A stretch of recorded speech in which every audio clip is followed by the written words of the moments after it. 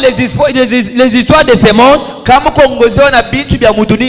tu es séduit. Mais un enfant de Dieu, il est connu par l'Esprit du Seigneur. Avant de tout faire, avant de voyager, avant de planir même n'importe quoi, cherchez que l'Esprit vous conduise. Et la chose essentielle est que l'Esprit là soit en toi. L'Esprit qui est demandé à toi, ce n'est pas l'Esprit de ton grand-père, mais l'Esprit qui est descendu à la Pentecôte, l'Esprit qui est venu dans Malachie 4. Tu peux te dire chrétien, si l'Esprit n'est pas en toi, si l'Esprit ne te conduit pas, tu n'es pas encore le fils de Malachie 4. Amen. Amen.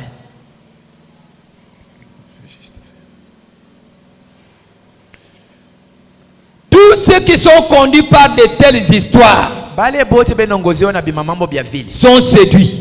Mais l'Écriture dit, les fils et les filles de Dieu sont conduits par l'Esprit de Dieu. Ce sont vos émotions qui vous contrôlent. Et vous pouvez remarquer qu'un homme ou une femme qui cherche à suivre les choses du monde n'est jamais agréable à Dieu. Alléluia. Amen. Amen. Alléluia. Amen. Mais un homme ou une femme qui ne regarde pas aux choses du monde, mais qui marche selon la conduite de l'Esprit, est généralement dans la volonté de Dieu. Est-ce que mon frère, tu es dans la volonté de Dieu? Ma sœur, tu vis dans la volonté de Dieu. Si ce n'est pas l'Esprit de Dieu qui te conduit, tu es en dehors la seule volonté de Dieu. Notre prophète était conduit par l'Esprit de Dieu.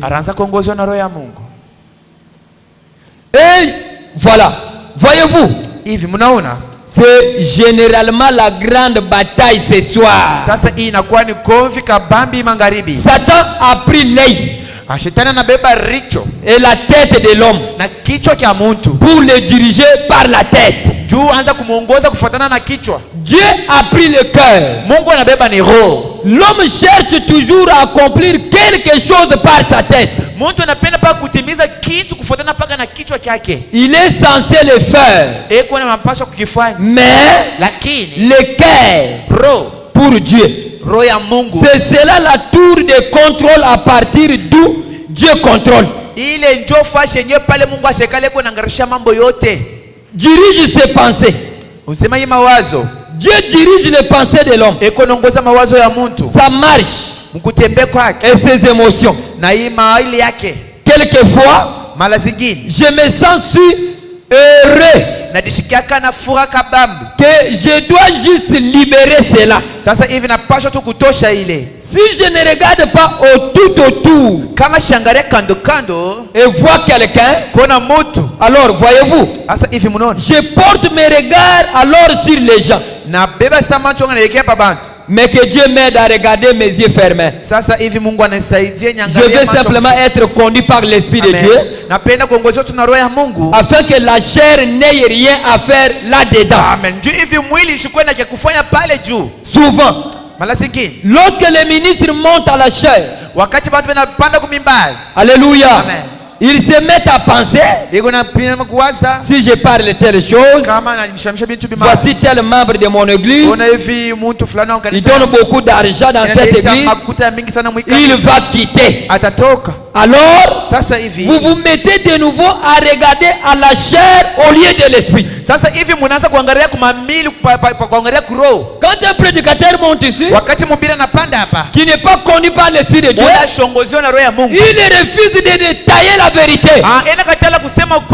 Il craint parce que celui-là soutient. Celui-là parce qu'il est l'homme d'affaires. Il ne presse pas la vérité. Frère Branham dit, Ce prédicateur est séparé de Dieu. Que Dieu vous bénisse. Amen. Branham dit, nous avons besoin de prédicateurs aujourd'hui qui enlèvent les gants de l'évangile et qui parlent la vérité pour préparer le peuple. Que le Seigneur vous bénisse. Amen. Préparer le peuple, ce qui prépare le peuple pour l'enlèvement, c'est l'Esprit de Dieu en toi. Si nous prêchons l'évangile sans l'Esprit de Dieu, ça ne prépare pas le peuple. Le peuple est préparé par le Saint-Esprit. C'est pourquoi il faut que l'église soit connue par le Saint-Esprit. Il faut que vous les sœurs, vous les frères, vous soyez baptisés de son esprit. Qui peut chanter, qui peut prêcher, qui peut prophétiser. Mais l'essentiel est que dans ton âme, l'esprit là est le contrôle. Quand l'esprit a le contrôle dans les hommes et les femmes, l'église sera en fait. Amen. Quand on parle de l'église, ce n'est pas les bâtiments. L'église, c'est vous les hommes et les femmes. S'il n'y a pas les faits, c'est-à-dire en vous, il n'y a pas l'esprit de Dieu. Amen. Amen. Donnez des acclamations pour les rois et rois. Gloire à Dieu. Merci Seigneur. Je n'aime pas les sommeils. Moi, je suis un homme fait. Écoutez, frère Branham. Et nous voyons que cet homme est dirigé par les tours de contrôle. Que tu sois un homme d'affaires ici, que tu sois femme d'affaires, que tu sois qui que ce soit, tu dois te repentir et recevoir l'esprit de Dieu. C'est ça la mission. Amen. Amen. Et cette tour fait de lui ce qu'il est. Et le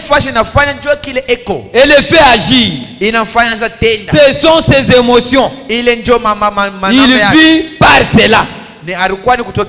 Or, Dieu nous a comparé aux brebis. Sans conducteur, une brebis est complètement perdue. Maintenant, si vous avez élevé des brebis, vous savez combien cela est vrai. Dieu nous compare, nous d'aujourd'hui, aux brebis. Une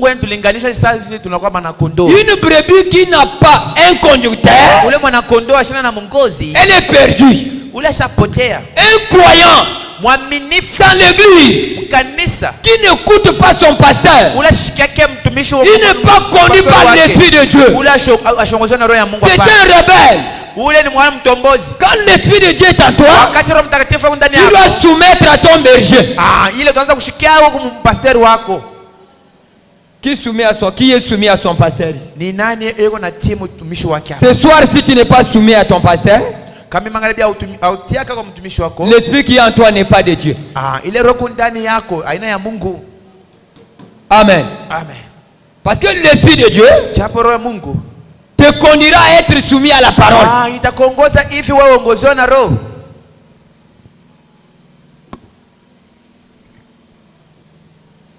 Alléluia, alléluia. Amen. Amen. Amen. Amen. Amen. Est-ce que vous êtes ici? Je ne vous écoute pas bien. Maintenant, si vous êtes déjà rendu dans un abattoir, je pense que l'une des scènes les plus pitoyables chez les animaux, c'est de voir l'abattoir d'une brebis. Le petit animal dépend simplement de quelque chose pour le conduire. Et savez-vous ce qu'on utilise pour conduire les brebis à l'abattoir? Il conduit les brebis droit jusqu'à l'abattoir. Et il remonte l'allée avec elle. Ensuite, lorsqu'il arrive à l'endroit où il doit être abattu, d'un bond, le bouc se sauve et la brebis va droit à l'abattage. Et c'est vrai pour les hommes aujourd'hui. Le diable vous conduira tout droit à l'abattoir s'il le paie. Il va vous plonger dans la confusion. Quand il n'est pas conduit par l'Esprit de Dieu, c'est le diable qui va te conduire. Et quand le diable te conduit dans toute ta manière de faire les choses, il t'amène dans la confusion. Quand une brebis fait quelque chose, ne consulte pas son berger. Il n'est pas la brebis, c'est un bouc. Ce soir, la parole dit ceci: si toi tu fais les choses de toi-même, tu ne consultes pas ton berger, tu n'es pas une brebis, mais tu es un bouc. Amen. Amen. Une brebis, comme c'est l'Esprit de Dieu en lui, il doit être conduit par l'Esprit là.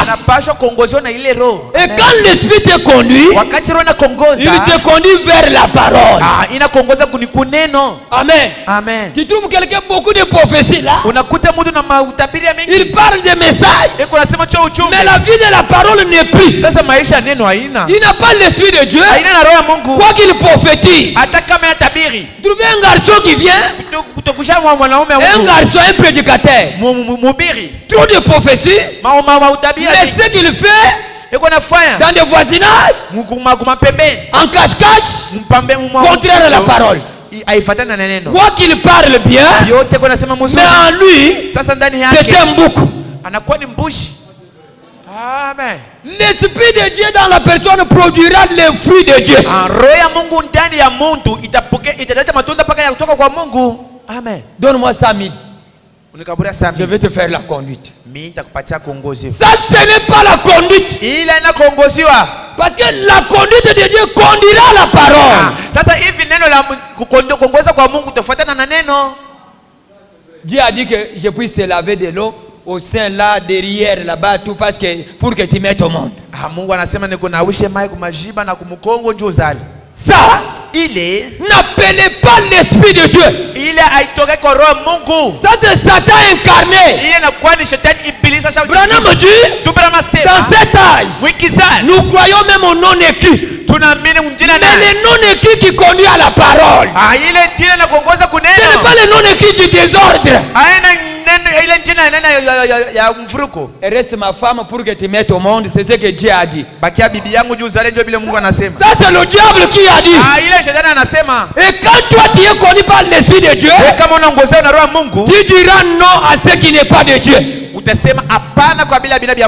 Donne-moi un grand amen. Amen. Oh, où est le Dieu de Branham? Où est le Dieu des apôtres? Soyons conduits par l'Esprit qui conduisait les apôtres.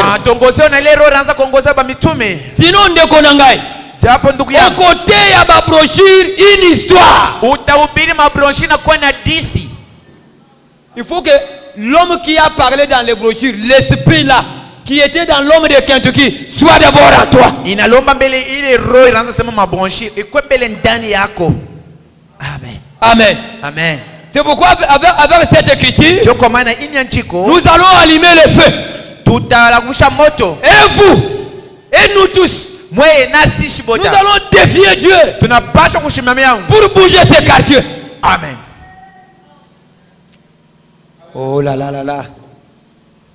Feu Branham dit, la chose qui était tout le temps dans l'église,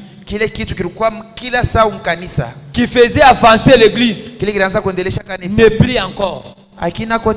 Quelle est cette chose-là? L'Esprit de Dieu dans les hommes et les femmes. Lisez-moi Israël et l'église. Israël et l'église. Israël. Cinquième partie. Cinquième partie. Oh, peut-être vite, je vais terminer. Israël, l'église. Cinquième partie. Cinquième partie, ou bien Israël dans sa patrie. Donnez-moi paragraphe 75. Écoutez la chose qui faisait avancer l'église, la chose qui allumait le feu dans l'église, mais ça n'y est pas encore là. C'est vous qui l'avez perdu, vous les sœurs et les frères. Amen. Amen. Donnez-moi un amen que je prêche. Quand vous donnez amen là, je prêche bien. Amen. Ok. 75. Quelle est cette chose-là? Ça n'y est aujourd'hui. Maintenant, ça. Et remarquez, comme l'église a manqué, point. Sa ville kanisa inakosa nukta. Amen. Amen. Comme l'église a manqué, kama kanisa hivi inakosa, qu'est-ce que l'église a manqué? Kinini kanisa inakosa? La chose qui a été dans l'église tous les temps, kile kitu kilikuwa ndani ya kanisa kila mara, mais qui n'est pas encore reconnu. Kile akitambuliwa tena. Quelle est cette chose-là? Kile kitu kinini? C'était l'esprit de Dieu. Ilikuwa ni roho ya Mungu. Dans les sœurs, ndani ya batari, dans des frères, ndani ya banduku. c'est ce qui faisait avancer l'église. Ndio kile kinaanza kufanya kanisa isonge mbele. Voyez-vous? Munaona? Cette chose n'est pas encore reconnue. Kile kitu ambaye akitambua. C'est quoi? Ni kinini? Les dons de l'esprit. Hivi zawadi ya roho. La manifestation de l'esprit. Konekanika kwa roho. C'est ce qui relève l'église maintenant. Ndio kile kinanyanyua kanisa hapo sasa. Et la fait avancer. Na kinaifanya iendelee. Donne-moi un grand amen. Amen. Quand l'église a commencé, wakati kanisa inaanza, il y avait l'esprit de Dieu dans les hommes et les femmes. Kulikuwa roho ya Mungu ndani ya banamume na banamuke. Il parlait dans l'église. Baraanza kusema ndani ya kanisa. Il révélait les choses. Baraanza kufunua mambo. Mais aujourd'hui, sasa leo, cela n'est plus encore dans l'église. Kila kinamo tena mkanisa. Oh miséricorde. Fabana me dit, c'est ce qui relève l'église. Anasema njoo kile kinyanyua kanisa. Papa, croyez-vous votre prophète? Eti mnaamini nabii wenu? Papa, vous croyez le prophète? Il dit c'est ce qui fait avancer l'église. Anasema njoo kile kinaendelesha kanisa kumbele. Aujourd'hui nos frères, hii leo bandugu yetu, nos sœurs, badada yetu n'ont pas encore le temps de se consacrer abanda na wakati ya komba pour que l'esprit de Dieu le conduise. Hivi njoo roho ya Mungu mbongozi. Soif d'argent. Beko paka lazima na makuta. Soif d'argent a ravi la soif de la parole de Dieu dans les cœurs des hommes. Hivi lazima ya makuta na nyanganya fashi ya maombi. Fabana me dit, un véritable pasteur, pastori wa kweli, il doit conduire l'église dans les écritures, anapaswa kuongoza kanisa mnyandiko et dans l'esprit de Dieu, na roho ya Mungu. Frère Branham dit, si vous mettez l'un de côté, kama unaweka kimoja pembeni, vous allez perdre votre rédemption. Mutapotesha wokovu yenu. Donnez-moi un amen. Amen. Fais, lisez-moi. Quoi? La position d'un croyant en Christ. Paragraphe 56 à 57.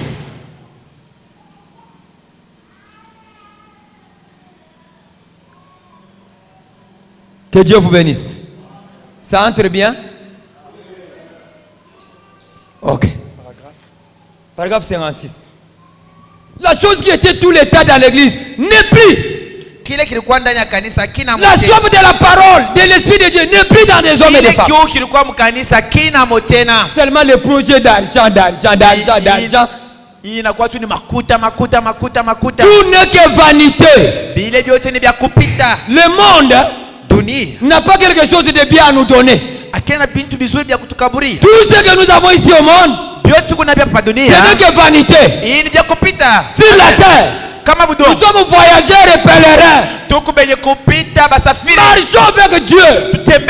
Branham me dit, nous vivons dans un âge de transport. Où Dieu, dans un âge où Dieu kizazi kile Mungu est transmis, est transporté par des hommes et des femmes. basha kumubeba kwa banaume na banamuke. Quand nous croyons Dieu dans la chair humaine, Kama tunaamini Mungu ndani Dieu ya mwili, d'Abraham Mungu ndani ya ne Abraham s'est pas arrêté là-bas. ashimamia pale. Il nous a donné aussi une partie de la grâce. Atukabura na shi kipande cha neema. Le Saint-Esprit en nous. Roho Mtakatifu ndani Quand yetu. il y a le Saint-Esprit, Eti na Roho tu Mtakatifu. es en train de transporter Dieu. Uko pale na beba Mungu. Là où tu arrives, Dieu arrive. Kama unafika bafashi Mungu yuko pale. Quand toi tu parles, Dieu parle. Kama unasema Mungu anasema. Si tu me parles Dieu dans la chair humaine, Kama unaona Mungu ndani ya mwili. et quand toi il n'est pas là, Ndani yako kama Islamu. tu es loin de la vérité. Unakuwa mbali sana na ukweli.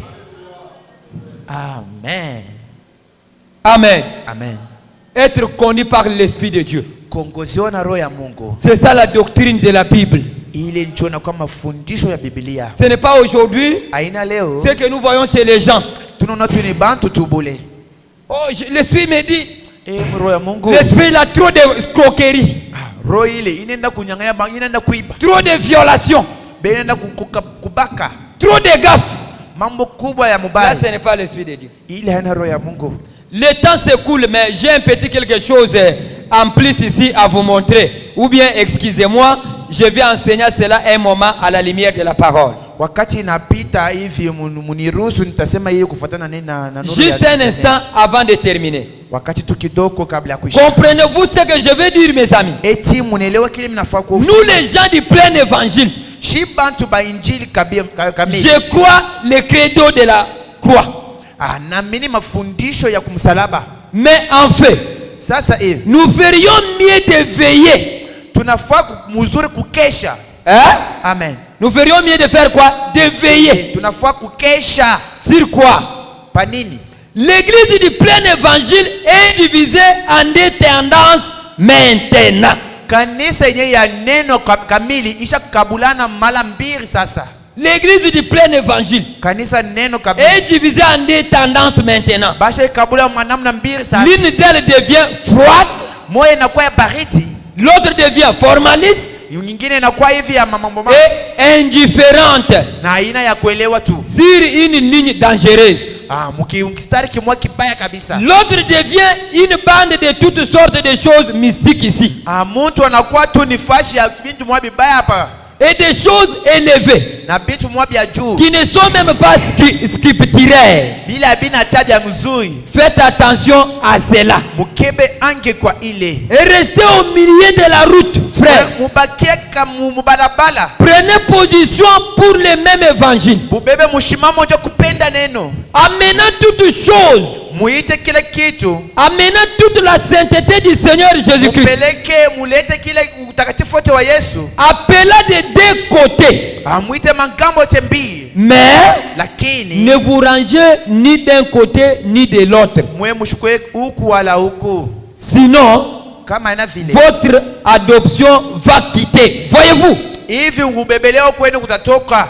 Mnaona? Si vous ne faites pas attention, Kama mkebe ange. j'ai pitié d'un pasteur. Na kwa na huruma sana ndio. Un pasteur qui est un véritable pasteur et authentique.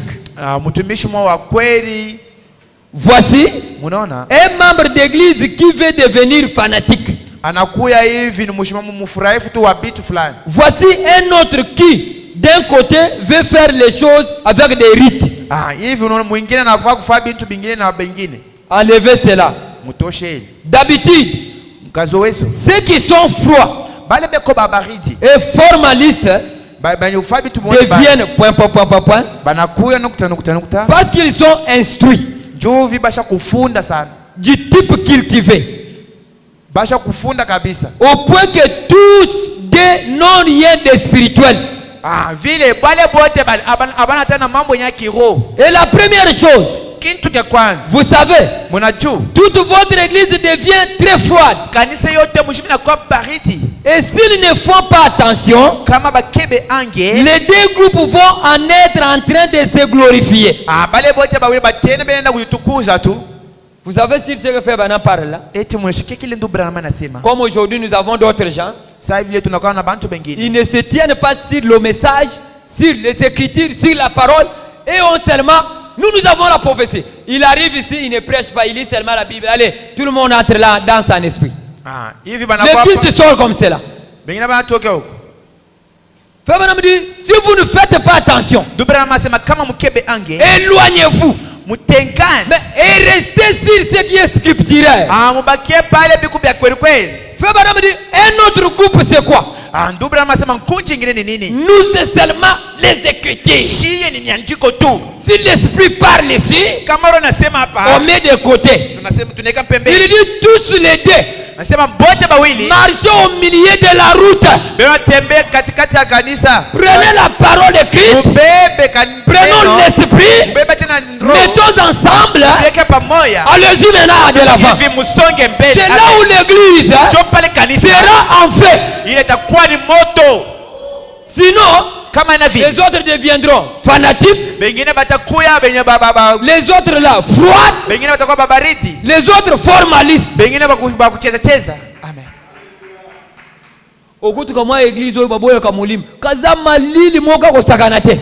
Sikia vile kanisa nangopaka roho beko baridi sana ya usho kuchanganya. Okutu pe kama église oyo bango parole zate kaka ba milimu wana. Okutu mena trop de désordre. Bengine beko paka na maroho ile mekuna kwa mfuriko kabisa ndani hapo. Ouvre.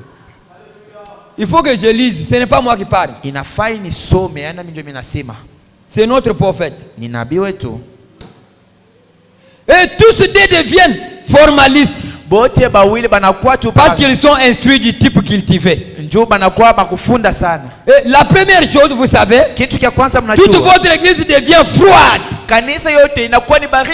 Ceux qui refusent l'esprit là. Et s'ils ne font pas attention, les deux groupes vont être en train de se glorifier. Nous avons la vérité. Les autres disent nous avons la vérité. La vérité est au milieu. Amen. Amen. Alléluia. Et puis, la chose suivante, vous savez, eh bien, ils vous prendront de ce côté-ci. Mais, priez Dieu, de vous envoyer un prédicateur de l'évangile saint et sensé qui va se tenir dans la voie et vous donner une bonne petite fessée quand vous en avez besoin. Et vous aimez quand vous en avez besoin. Voyez-vous? Oh. L'assemblée dit Amen. Amen. Voyez-vous? Il faut un prédicateur qui vous gardera en ligne avec les Écritures et avec l'Esprit. Amen. Si l'Esprit n'agit pas, la Bible ici deviendra l'histoire. Si l'Esprit n'a pas le fondement, ça sera une histoire qui n'est pas la parole. Que Dieu vous bénisse. Amen. Le centre de tout cela et que l'Esprit de Dieu soit d'abord dans ton cœur. Amen. Maintenant, prenez tous les deux. Les Écritures, l'Esprit, mettons-les ensemble. L'église sera en feu. Amen. Amen. C'est quoi vous voyez même chez les féticheurs. Ils prennent la Bible, ils mettent sur la table. Ça n'a pas d'effet parce qu'il n'a pas l'Esprit qui a écrit la Bible. Vous n'avez jamais vu chez un féticheur la Bible sur la table. Amen. Amen. Amen. Mais c'est la Bible de Dieu, non? Ça n'est pas d'effet là-bas. Parce que lui-même n'est pas en communication avec l'Esprit qui a écrit la Bible. Alors notre problème est que si nous sommes de Dieu, soyons conduits par l'Esprit qui a écrit la Bible. Et que cet Esprit soit en nous. Comment l'Esprit peut te conduire si lui n'est pas en toi?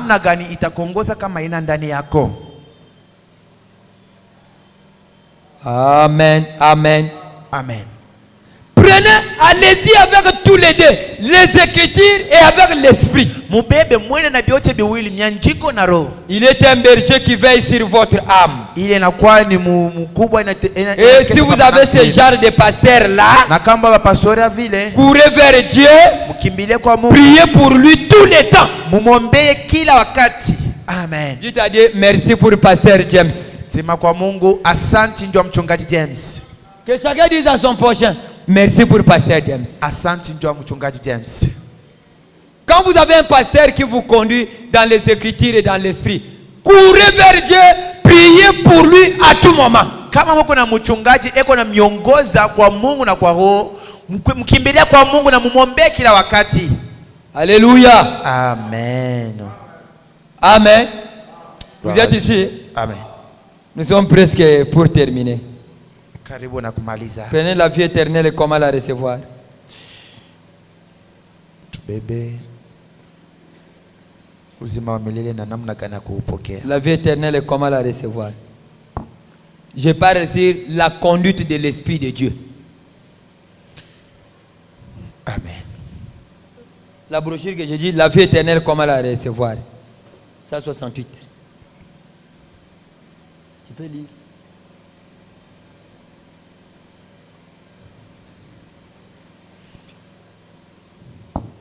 Ok.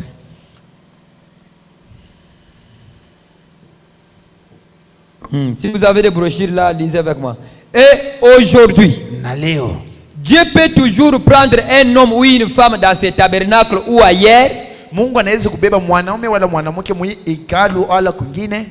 Une personne qui ne fera pas cas de ce qui se passe autour de lui. Mais qui se soumettra au Seigneur comme un seul individu. Dieu conduira le même homme aujourd'hui comme autrefois. Il prouve qu'il est avec nous. Ce dont nous avons besoin ce soir, c'est d'une vie humble et soumise. Un véritable enfant de Dieu, il doit être soumis, il doit être humble devant l'Esprit de Dieu. Oh, toi le Dieu d'Abraham. Abraham voyait une seule vision seulement. Il lui dit quitte ton pays, ta parenté. Il sort sans discussion. Comment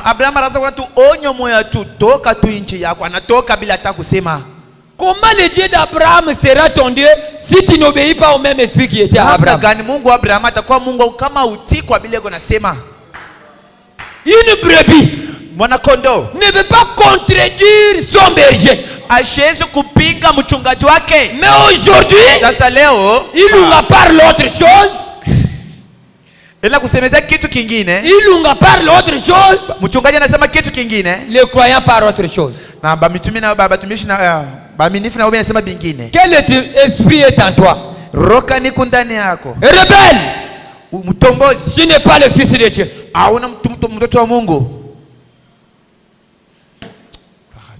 Donne-nous un esprit humble et soumis. Même si tu as la colère devant le berger. Papa, j'allais agir comme ça, mais comme tu as dit ça, c'est quoi? Parce que l'esprit de la création est en toi. Amen. Mais si l'esprit là n'est pas en toi, tu as beaucoup d'argent. Pasteur, écoute-moi d'abord. Pasteur, écoute-moi d'abord. Rebelle. Est-ce que tu es connu par l'esprit de Dieu? Ou bien c'est l'esprit d'un grand-père? Comme dans votre famille on était têtu. Toi-même tu es têtu. Vous trouvez toute une famille, le petit frère, le grand frère, il n'y a pas l'entente. Celui-là injurie la femme de l'autre, l'autre injurie l'autre là-bas. Quel esprit domine dans ce foyer?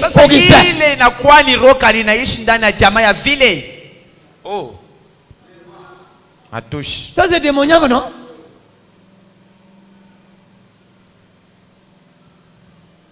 Amen. Comme une église que je connais, j'ai trouvé une sœur devant les frères. Une vase. Devant un frère, son mari. Là, j'avais vu que c'était la femme qui avait marié l'homme, c'était pas l'homme qui avait marié la femme. Je dis, mais ça c'est quel esprit dans la sœur ici? Ça nous donne beaucoup de prophéties. Ça c'est démoniaque. Elle est seulement un instrument. Quand l'Esprit de Dieu te conduit, il contrôle même tes émotions.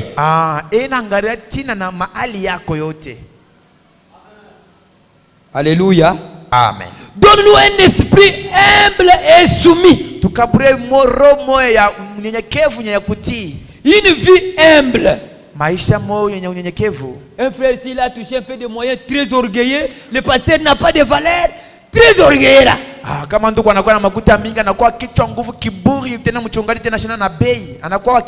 de respect au supérieur. Pas de respect au supérieur. Oh, soumettez-vous. Ne vous comprimez pas. Ne faites rien. Ne faites rien, frère. Ne faites rien, sœur. Sinon, suivre directement la conduite du Saint-Esprit. Amen. Avant tes projets que tu fais là. Est-ce que tu t'abandonnes pour que le Saint-Esprit conduise? Est-ce que tu consultes les bergers? Ou bien tu viens connaître les bergers au temps de l'échec?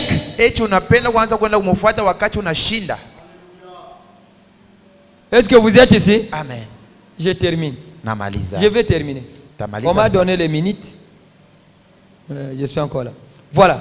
Ne faites rien sinon suivre directement la conduite du Saint-Esprit. Ce que l'Esprit te dit de faire, faites-le rapidement.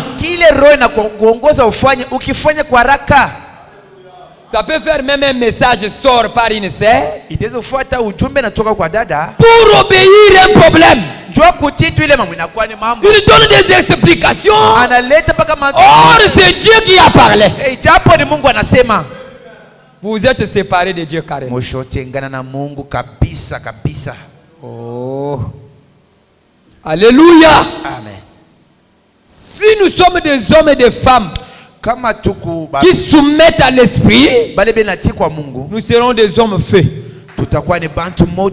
Même s'il y a des épreuves, comme nous soumettons à l'esprit, nous serons faits. Comme Étienne. Quand on frappait Étienne, la puissance augmentait. Pourquoi? Parce que l'esprit qui était en lui, c'était le feu. Quand le Saint-Esprit est en toi, c'est le feu de Dieu en toi. Quand le Saint-Esprit est dans l'église, l'église est en feu. Alléluia. Amen. Un homme sans l'esprit de Dieu, il n'est pas différent de la bête. La conduite de l'esprit de Dieu, c'est la grande doctrine de la Bible. La conduite de l'esprit de Dieu, c'est ce qui amène la puissance de Dieu. Un homme rebelle à la conduite de l'esprit. Maintenant, une petite maladie, hôpital. Bien sûr, l'hôpital aide aussi. Mais nous devons montrer que Marc 16 existe. Hein? Amen. Que Dieu vous bénisse. Amen. Nous devons montrer que la colonne de feu vit encore. Mais toi tu résistes à ce que la colonne de feu dit. Comment il doit t'accompagner? Apana. Hein? Amen.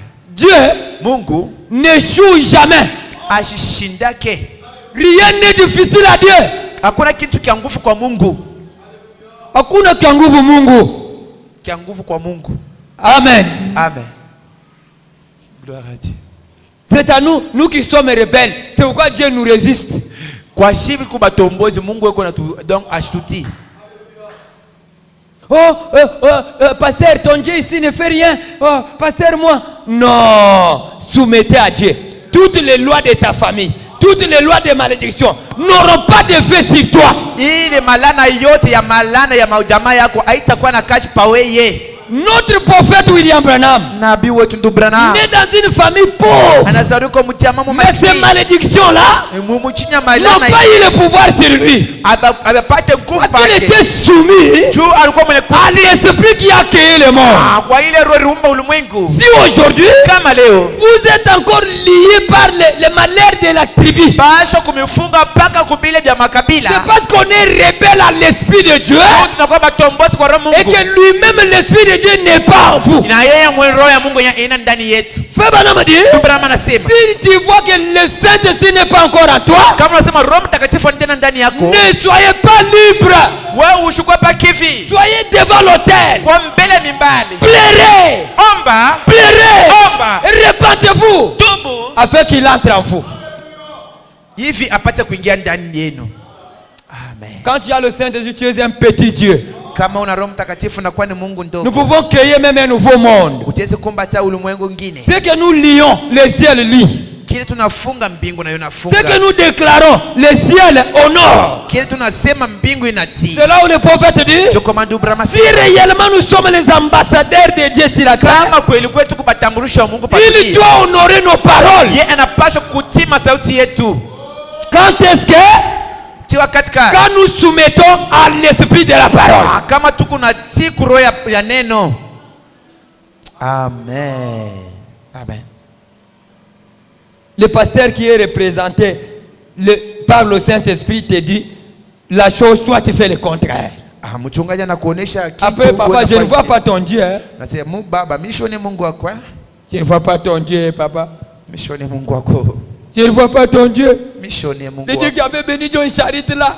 Dieu qui avait donné aux gens les enfants là. Mais toi tu ne les soumets pas.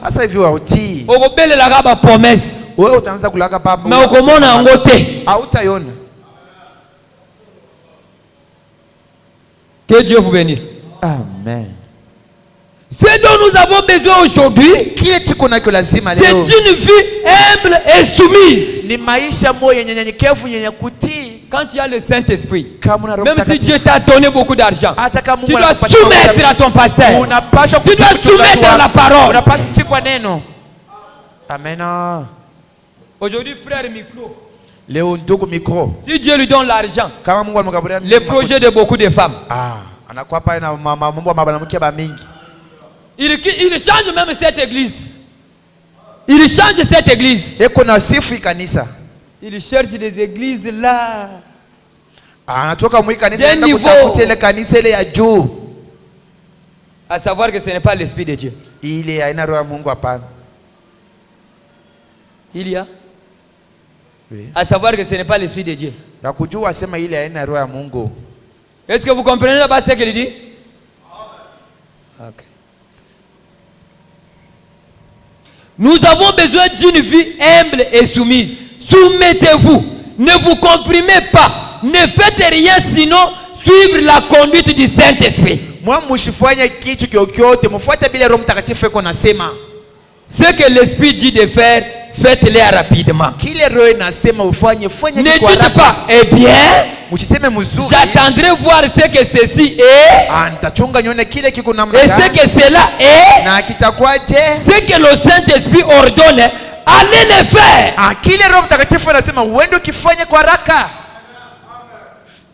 Dieu peut parler ici par une sœur ou par un frère que toi tu n'aimes pas. Mais c'est Dieu qui a parlé, obéissez à cela.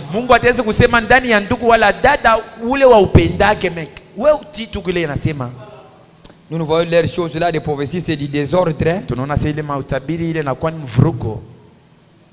Pendant que toi tu ne sais pas diriger ça. Que serait-il arrivé si je n'étais pas allé en Finlande? Quand le Saint-Esprit m'avait appelé là-bas, moi, Branham. Que serait-il arrivé si je n'étais pas allé à l'hôpital hier? Là où se trouvaient ces petits enfants qui se mouraient. Et si je n'étais pas allé, cet enfant allait mourir. Branham ne se déplaçait pas si ce n'était pas le Saint-Esprit qui le conduisait. Oh, ça c'est tant.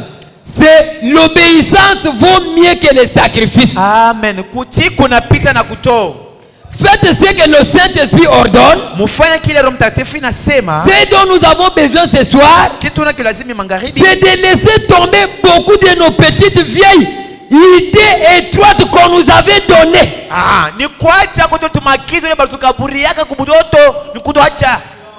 Les petites idées que les gens avaient mis en toi là, pour résister au Saint-Esprit. Branham dit, faites tomber cela. Soyez obéissants à ce que le Saint-Esprit dit. Est-ce que vous êtes ici? Amen. Donnez-moi un grand amen. Amen. Est-ce que ça entre bien? Amen. Acclamons très fort pour la gloire du Seigneur. Il y a des idées que les gens nous inculquent, hein, d'autres fois contraires à ce que Dieu fait dans notre église.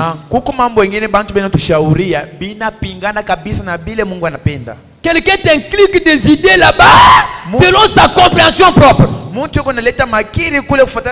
message que Frère Branham a prêché n'est pas une loi de la famille de quelqu'un.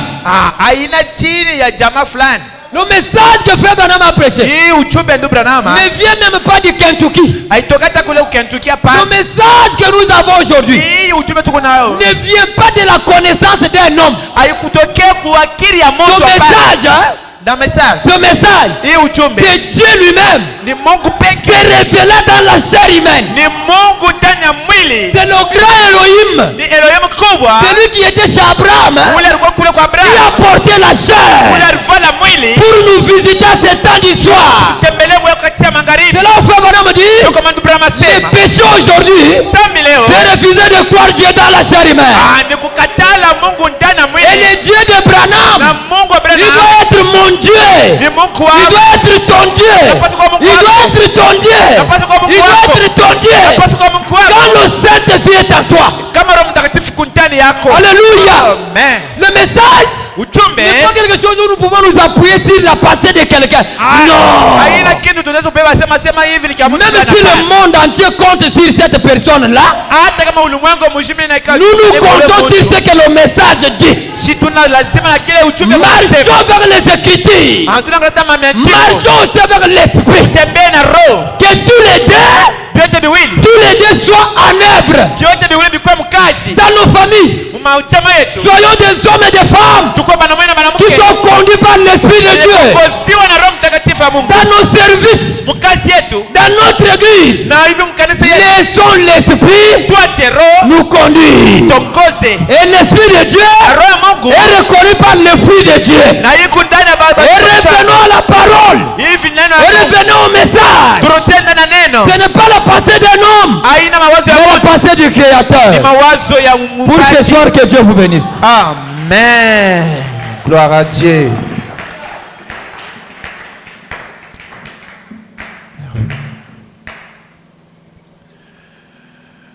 Que Dieu vous bénisse. Oui, je vous prie de vous lever. Nous allons fusionner un chant et nous allons prier notre Dieu. La voix du Seigneur m'appelle, prends ta croix et viens sur moi. Je réponds, Sauveur fidèle, mais voici, je suis à toi jusqu'au bout. Je veux te suivre dans les bons, les mauvais jours. À toi pour mourir et vivre. À toi Jésus, pour toujours jusqu'au bout. Pour moi je vais te suivre dans les bons, les mauvais jours. À toi pour mourir et vivre. À toi Jésus. Avec nos mains levées, prions tous le Seigneur sur la base de la parole que nous venons d'écouter. Que Dieu nous donne une vie de soumission à sa parole.